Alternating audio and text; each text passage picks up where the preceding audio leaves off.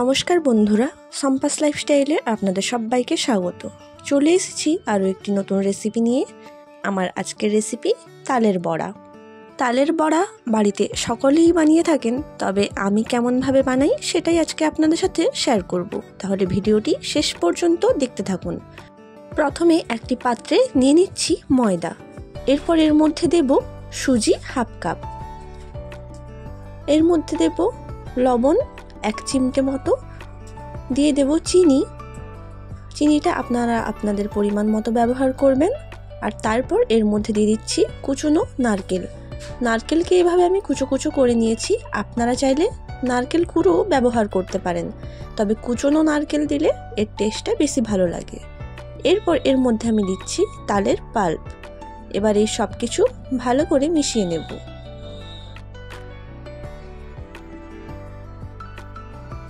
এতে আরও কিছুটা তালের পাল্প লাগবে, তার জন্য আমি 2 হাতা তালের পাল্প নিয়ে নিয়েছি। এবার আবারও ভালো করে মিশিয়ে নেব। এর মধ্যে অল্প পরিমাণে একটু জল দিলাম। এবার খুব ভালো করে ফেটিয়ে মাখিয়ে নিতে হবে। যতটা বেশি ভালো করে ফেটানো হবে বড়াটা ততটা সুন্দর হবে। ভালো করে ফেটানো হয়ে গেছে, উপর থেকে আমি মৌরি ছড়িয়ে দিচ্ছি। তারপর আবারও ভালো করে মিশিয়ে নিচ্ছি। এদিকে কড়াইতে তেল গরম করতে বসিয়ে দিয়েছি। তেল গরম হয়ে গেলেই বড়াগুলো ছেড়ে দেব। ফ্লেমটা মিডিয়ামে রেখে বড়াগুলো বানিয়ে নিচ্ছি। হাই ফ্লেমে বড়াগুলো ভেজে নিলে বাইরেটা খুব সুন্দর ভাজা হয়ে যায়, কিন্তু ভেতরটা কাঁচা রয়ে যেতে পারে। তার জন্য মিডিয়াম ফ্লেমে রেখেই বড়াগুলো ভেজে নেব। বড়ার এক পাশটা লাল লাল করে ভাজা হলে তারপর অপর পাশটা উল্টে দেব। এভাবেই একদম লাল লাল করে এগুলোকে ভেজে নিতে হবে। বড়াগুলো ভাজা হয়ে গেছে, এবার এগুলোকে ছেঁকে নেব।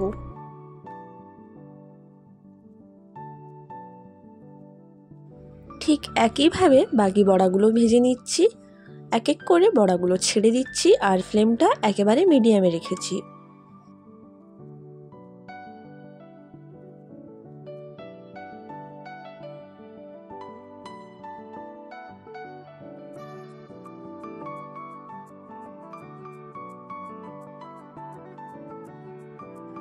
বড়ার এক পাশটা লাল লাল করে ভাজা হয়ে গেছে, তাই অপর পাশটাও উল্টে দিলাম।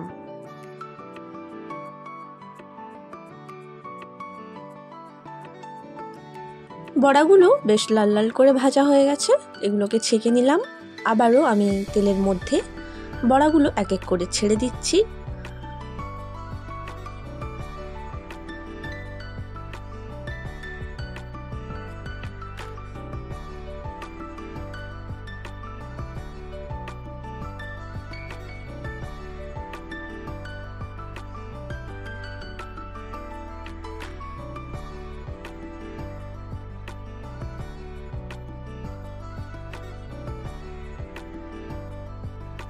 বড়াগুলো ওলট পালট করে লাল লাল করে ভেজে নিয়েছি।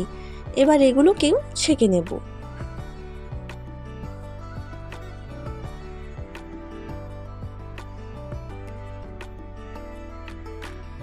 বড়াগুলো দেখুন কতটা পরিমাণ সফট হয়েছে।